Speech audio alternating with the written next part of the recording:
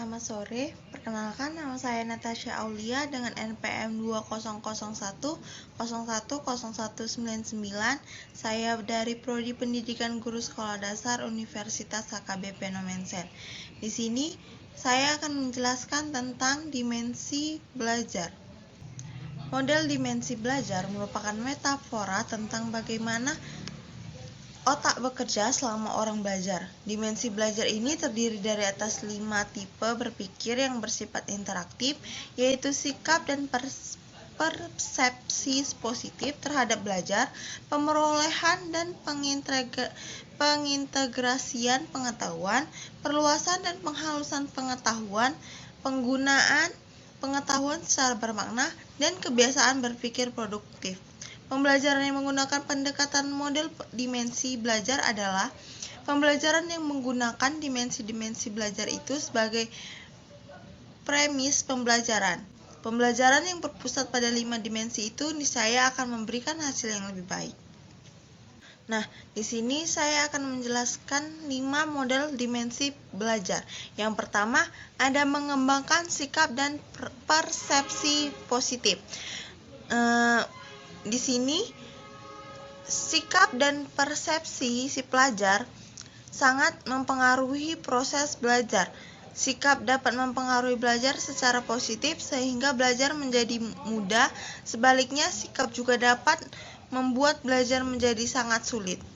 Yang kedua yaitu belajar untuk pemerolehan dan pengintegrasian pengetahuan.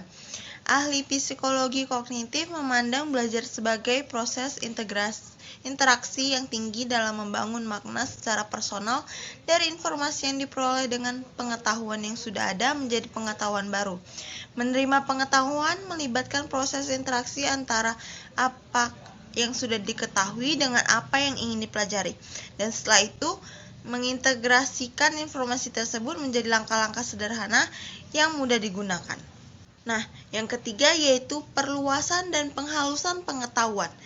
Pada dimensi ini, aspek-aspek belajar melibatkan pengujian apa yang diketahui agar mencapai tingkat yang lebih dalam dan analitis. Yang keempat, yaitu belajar menggunakan pengetahuan secara bermakna. Pada umumnya kita belajar dengan baik jika pengetahuan yang kita pelajari itu diperlukan untuk mencapai suatu tujuan. Keberadaan tujuan umum akan dicapai dengan cara-cara umum, di mana kita menggunakan pengetahuan itu secara bermakna. Dan yang terakhir yaitu mengembangkan kebiasaan berpikir produktif. Dimensi ini menumbuhkan kebiasaan mental untuk dapat berpikir secara produktif. Adapun dimensi-dimensi perencanaan pengajaran, yang pertama yaitu signifikansi, feasibilitas, yang ketiga relevansi, yang keempat kepastian, yang kelima ketelitian, yang keenam adaptabilitas, yang ketujuh ada waktu, yang kedelapan terbaik monitoring atau pemantauan, dan yang kesembilan isi perencanaan. Sekian materi dimensi-dimensi pembelajaran dari saya. Kurang dan lebihnya saya mohon maaf. Saya ucapkan terima kasih. Selamat sore.